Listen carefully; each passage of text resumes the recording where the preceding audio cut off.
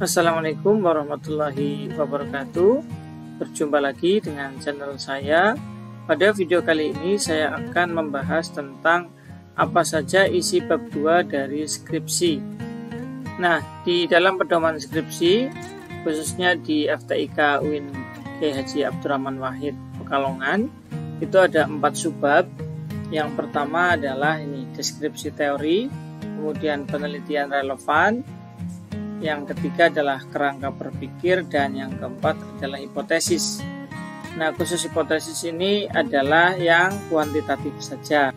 Nah, sekarang saya akan jelaskan penjelasan inti dari setiap subbab ini. Pertama adalah deskripsi teori.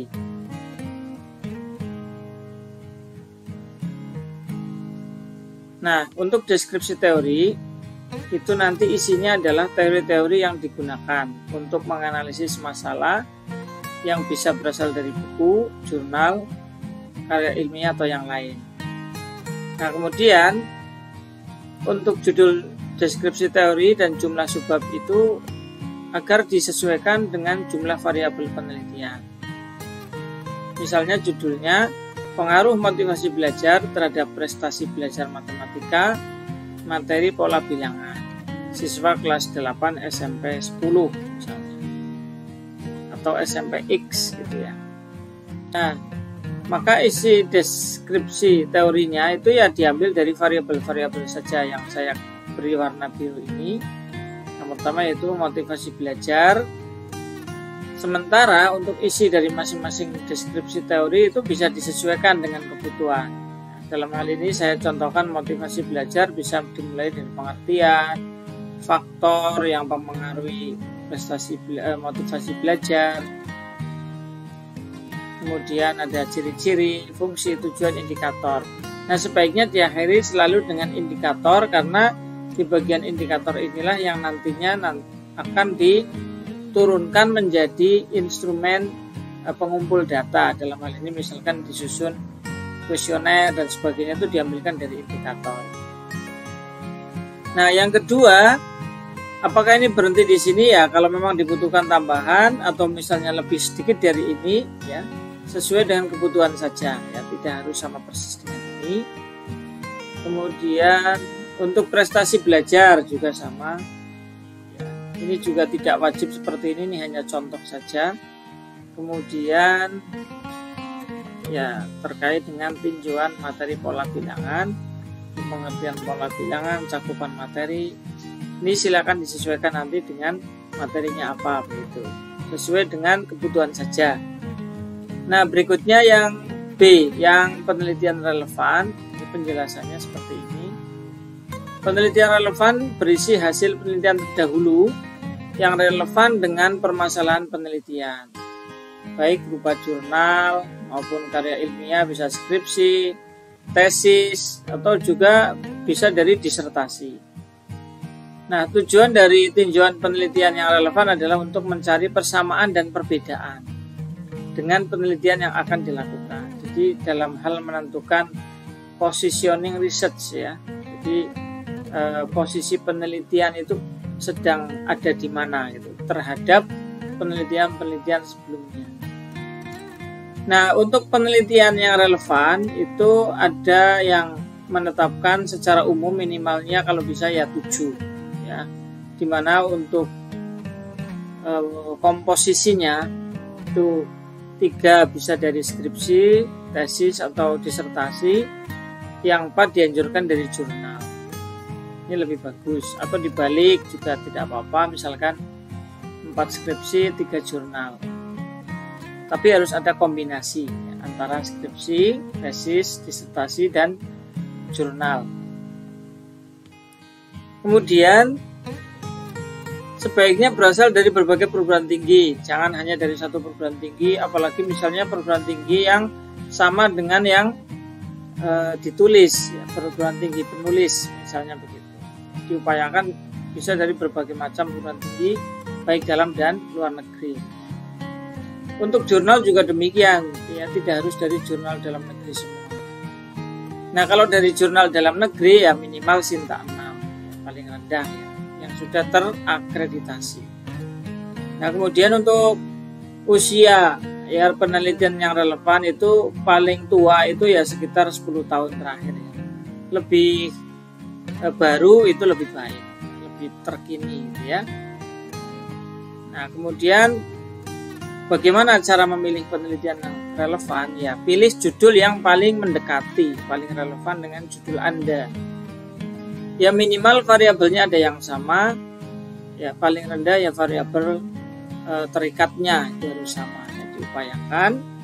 Nah, urutan yang ditulis ini penting. Apa saja yang ditulis ketika kita menuliskan penelitian yang relevan? Yang pertama judul, tujuan, metode, teknik analisis data, kesimpulan, terus kemudian yang terakhir ini persamaan dan perbedaan dibuat dalam satu paragraf. Nah, ini saya beri contoh supaya lebih terarah begitu. Nah, ini ada contoh seperti ini. Saya tampilkan. Oke. Salah satu penelitian yang relevan dengan judul yang diajukan adalah artikel karya Si dan kawan-kawan yang berjudul An Investigation of University Students Classroom Sitting Choice. Nah, di sini beri footnote. Ini diambil dari mana? Skripsi, jurnal, atau tesis, atau disertasi. Kemudian jangan lupa ini judulnya sudah disebutkan, terus tujuan. Tujuan dari penelitian adalah untuk tambahin ini tersebut. Tujuan dari penelitian tersebut adalah untuk mengetahui hubungan antara posisi tempat duduk dan prestasi akademik dari 174 mahasiswa di Beijing. Nah, misalnya begitu. Ini tujuannya. Metode penelitian menggunakan kuasi eksperimen. Ini metodenya dijelaskan. Teknik analisis data yang digunakan adalah ANOVA, misalnya begitu. Hasilnya, nah ini kesimpulannya ya, kesimpulan. Hasil itu kesimpulan. Ditulis juga menunjukkan terdapat perbedaan bla bla bla bla. Nah, jangan lupa yang bagian akhir ini adapun persamaan dan perbedaannya juga ditulis. Jadi untuk mengetahui posisi kita itu persamaannya dengan penelitian sebelumnya di mana dan perbedaannya di mana. Nah, itu. Kemudian yang berikutnya adalah kerangka berpikir. Kerangka berpikir itu merupakan sintesis ya dari serangkaian teori yang tertuang dalam landasan teori. Jadi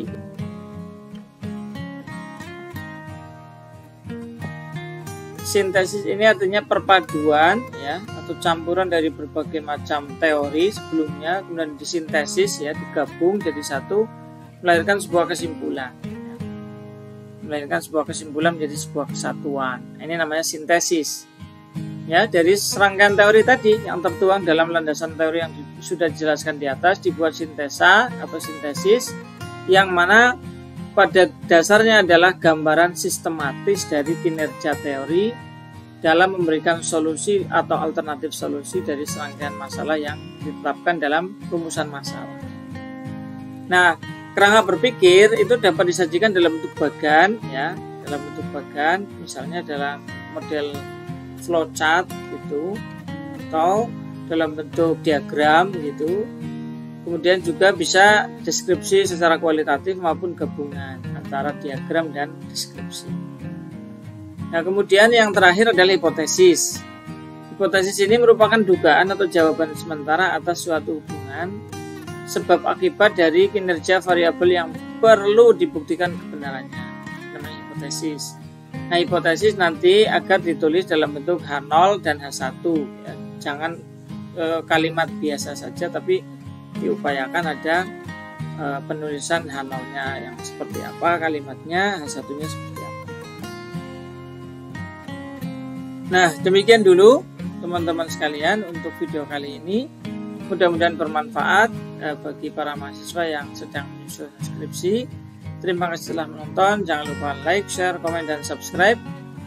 Tekan juga dan jangan lupa tekan juga tombol loncengnya ya agar ketika ada pembaruan video teman-teman akan memperoleh notifikasi.